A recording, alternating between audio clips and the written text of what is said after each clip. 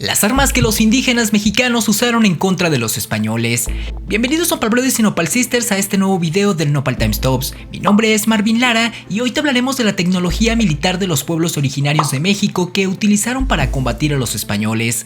Te sorprenderá saber lo avanzado de algunas de sus armas y la gran variedad que existía, todas perfectamente diseñadas para causar el mayor daño posible. Por esta razón, los españoles evitaban a toda costa el combate cuerpo a cuerpo, pues temían la peligrosidad de las armas de aquellos arrojados combatientes. Por supuesto que debemos tener abierta nuestra mente y partir del hecho de que era lo mejor que se podía tener en combate ante el desconocimiento de la pólvora o los avances de la fundición y la herrería que tenían los europeos.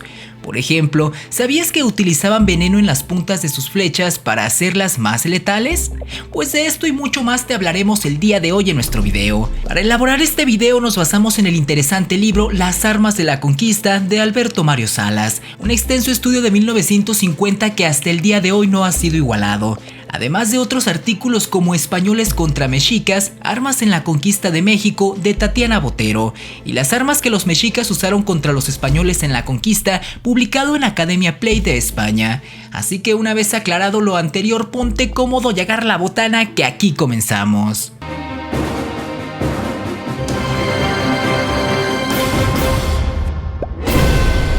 Número 1. El arco y la flecha. Los arcos y flechas fueron probablemente las armas más utilizadas por los indígenas en toda América. Su ventaja estaba en que eran livianos, fuertes y letales. La habilidad indígena para cargar el arco era tan excelente tal como lo describe Alberto Salas. Y mientras el español luchaba afanosamente por aprestar el arcabuz o tender la recia cuerda de la ballesta, el indio enviaba 8 o 10 flechas. El propio Hernán Cortés menciona un inmenso manto de flechas en el suelo tras un ataque. La fabricación era frecuentemente a partir de una pieza fuerte y flexible de una madera especial como la de tepozán. Los arcos compuestos no eran conocidos por los indígenas. El material era trabajado y preparado por un cordón que podía ser de tendón de animal, de cuero tratado o de fibras de plantas. Las cuerdas de los arcos eran fuertes y debían ser bien fabricadas para aguantar la tensión del arma y lanzar correctamente los proyectiles.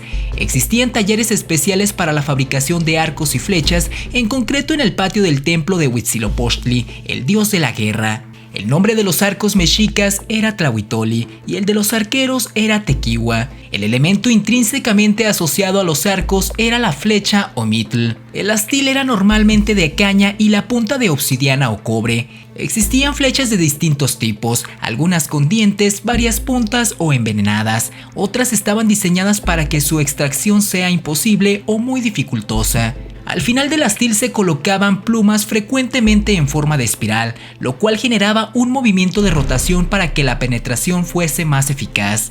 Sin embargo, presentaban un inconveniente. Los disparos no tenían la suficiente potencia para poder atravesar la coraza o rodela de los españoles, quienes rápidamente aprendieron a esquivar los tiros indígenas haciéndose a un lado o esperando que la flecha rebotara en su armadura. Cuando los nativos se dieron cuenta de esto, comenzaron a apuntar a la cara y demás puntos corporales descubiertos de los conquistadores. Por otro lado, los arcos se inutilizaban bajo la lluvia, lo cual les impedía atacar o defenderse bajo estas condiciones meteorológicas muy frecuentes en el centro de México. Número 2. La honda.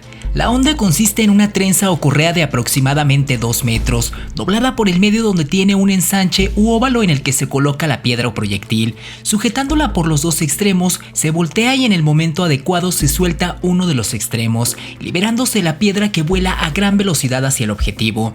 Las hondas se hacían de lana o algún tejido vegetal resistente y arrojaban piedras redondas, que se utilizaban para abollar rodelas y en algunos casos incluso podían ser letales. El aprendizaje del uso de esta arma, como el del arco y la flecha, se iniciaba en la infancia.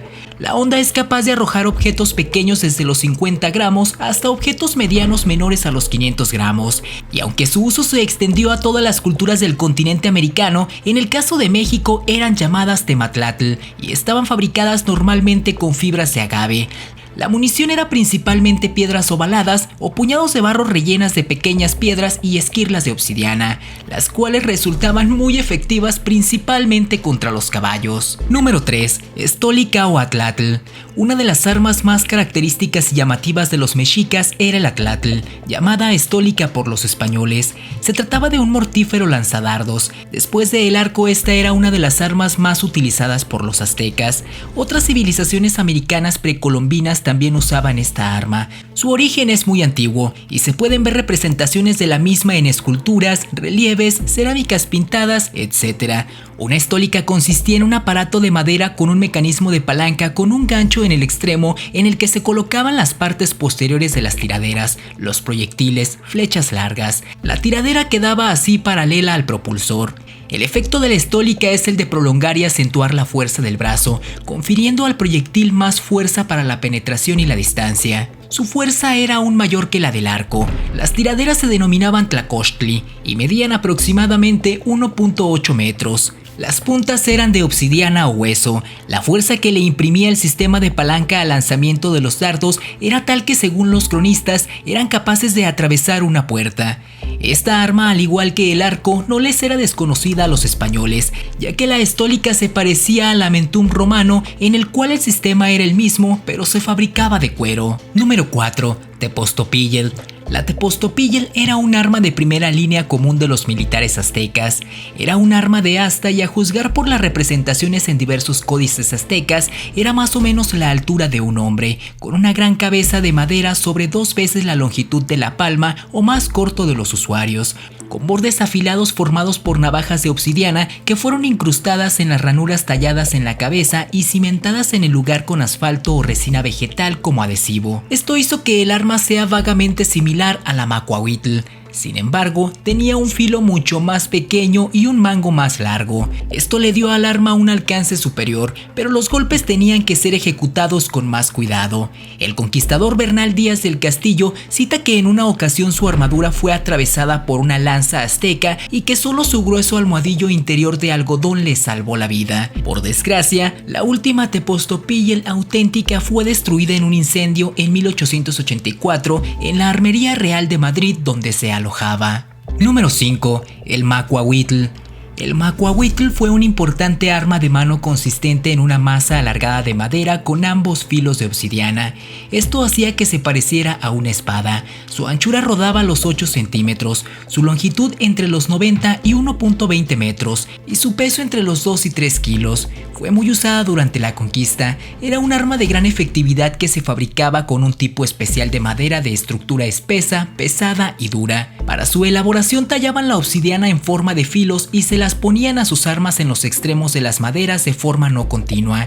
Esto le daba al arma no solo una utilidad contundente, sino una cortante si era bien utilizada. Por ejemplo, en el texto de Alberto Mario Salas se menciona una crónica en la que los españoles cuentan que un indio logró decapitar un caballo de un tajo de macana.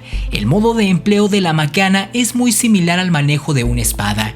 Los mismos españoles se referían a ella como espada en sus crónicas. Por el tamaño de los macuahuitl, estos solían usarse a 2 manos, lo que hacía que su golpe fuera muy certero y letal. La obsidiana jugó un papel importante para la elaboración tanto de armas como de objetos cotidianos. Allegarse de estas piedras era relativamente sencillo, porque varias minas de obsidiana se encontraban cerca de ciudades prehispánicas en el Valle de México, así como en las montañas al norte del valle, entre ellas la Sierra de las Navajas en el estado de Hidalgo, nombrada así por su riqueza en obsidiana. Según Ross Hassing, el último macuahuitl auténtico fue destruido en 1884 por un incendio en la Real Armería de Madrid, donde se encontraba al lado de la última tepostopíllel. Sin embargo, según el arqueólogo Marcos Cervera Obregón de la Escuela Nacional de Antropología e Historia, se supone que al menos un macuahuitl se encuentra guardado en un almacén del Museo Nacional de Antropología, pero está posiblemente perdido. No hay muchos macuahuitles originales que hayan sobrevivido a la era moderna, y el conocimiento actual de ellas proviene de relatos e ilustraciones que datan de principios del siglo XVI. Número 6. Otro tipo de armas empleadas. Entre las armas más contundentes se encuentra el cuauhtloyetl. Este instrumento militar no era más que una gran masa, la cual estaba compuesta por un palo de madera con una bola de piedra o bronce en su extremo. Era muy efectiva para fracturar huesos. Un arma parecida pero de menor tamaño es el tepostli. También tenía un mango de madera, pero en el extremo opuesto había un agujero en el que se incrustaba una hoja de piedra o bronce formando una especie de hacha. Los pueblos originarios también utilizaban gases y venenos, generalmente hechos de chiles picantes, pero eran más una forma de tortura que una verdadera arma de guerra. Los españoles también se apropiaron de esta técnica para utilizarla en batallas contra los nativos. También elaboraron trampas en el suelo, las cuales eran agujeros u hoyos en los bosques y campos que representaron un gran peligro para el hombre montado y su caballo. Al no ser apreciados estos hoyos, el caballo y el jinete inevitablemente caían y una vez en el suelo ambos eran víctimas fáciles a manos de los indígenas. Por último tenemos una forma de ataque que más que una arma era una estrategia utilizada por los nativos de México para acabar con las tropas españolas. Esta estrategia se conocía como las galgas y consistía en hacer rodar piedras de una colina o peñasco para aplastar con esta a los españoles que venían ascendiendo. Bernal Díaz del Castillo cuenta sobre esto lo siguiente: y como comenzamos a subir el peñol arriba, echan los indios guerreros que en él estaban tantas piedras muy grandes y peñascos, que fue una cosa espantosa cómo se venían despeñando y soltando. Número 7. Armas defensivas. Una de las principales armas defensivas de los mexicas era el escaupil, un sayo de armas acolchado con algodón. Por su grado de efectividad, los conquistadores también lo usaron para defenderse de las flechas enemigas. Era una armadura de varias capas de algodón trenzado y remojado en agua con sal para endurecerlo. Algunos solo cubrían el pecho, otros bajaban hasta las rodillas y por último estaban los que cubrían todo el cuerpo. Otros elementos distintivos en el equipamiento defensivo eran los vistosos cascos. Eran yelmos esculpidos en madera que representaban la forma de las cabezas de distintos animales como jaguares, águilas o también de dioses. La boca del animal correspondiente representado en el casco estaba abierta, de modo que la cara del guerrero se podía ver detrás de las imponentes fauces y feroces dientes. Todos los cascos estaban ricamente ornamentados. Los mexicas también poseían escudos llamados chimali, los cuales eran de madera y redondos, de un diámetro máximo de 80 centímetros, los cuales estaban recubiertos de cuero o telas pintadas con un mosaico que siempre tenía un sentido determinado, como la jerarquía militar, la orden y las enseñanzas del guerrero. En la parte baja del escudo colocaban plumas de colores que ondeaban al viento cuando el guerrero se movía. Estaban tan reforzados que les permitían resistir el golpe de un proyectil de piedra.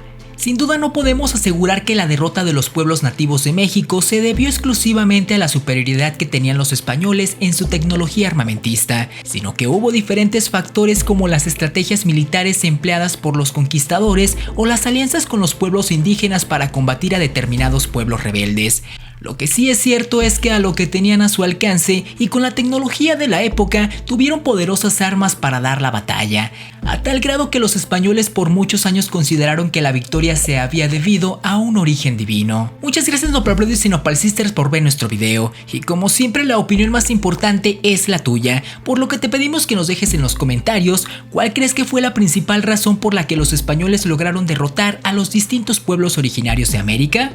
Estaremos muy atentos para leer lo que nos escribas. No olvides seguirme en mis redes sociales como Twitter e Instagram, y sobre todo suscribirte a nuestro canal y activar la campanita para que no te pierdas ninguno de nuestros contenidos. Tu ayuda es muy importante porque nos permite crecer y llegar a un mayor número de personas. Te esperamos en nuestro siguiente video. Nos vemos, hasta la próxima.